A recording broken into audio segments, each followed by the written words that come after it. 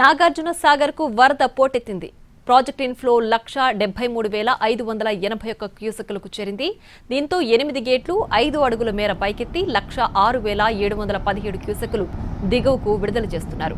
Dam ప్రస్తుత నీటి మట్టం 589.40 అడుగులుండగా పూర్తి స్థాయి నీటి మట్టం 590 అడుగులకు చేరింది.